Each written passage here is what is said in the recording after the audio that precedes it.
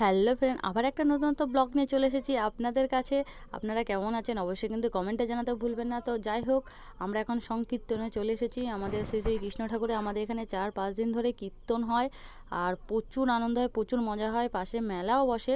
তো আজকে লাস্ট দিন কীর্তনের, তো ওই জন্য ভাবলাম আপনাদের কাছে একটু শেয়ার করি। তো চারিদিকে দেখতে পাচ্ছেন সবাই খিচুড়ি খেতে বসে পড়েছে, আর আমার মেয়ে তোর দাদাকে দেখে, মানে আমার বড় ভাগনাকে দেখে জড়িয়ে ধরেছে। আমি তো দেখতেই পারিনি, ওকে খেয়াল করিনি আর কি।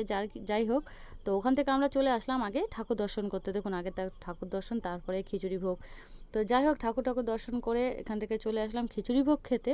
তো আমার মেয়ে একটু হাই বলে দিল, তো হাই বলে দেবেন অবশ্যই সবাই। আর এখানে চারিদিকে দেখো, আমরা তাও অনেক লেট করে এসেছি, আর চারিদিকে তো লোক চলে গেছে, খেয়ে দিয়ে চলে গেছে, আর আমরা অনেকটাই লেট করে ফেলেছি। যাই হোক, অবশেষে আমরা খিচুড়ি পেয়ে গেলাম। আমরা খিচুড়ি ভোগ খাবার, এই ঠাকুরের খিচুড়ি মানে দারুণ। তো যাই হোক ফ্রেন্ড, আমরা খিচুড়ি খেতে থাকি, আর আপনারা চ্যানেল নতুন হলে অবশ্যই লাইক করে দেবেন।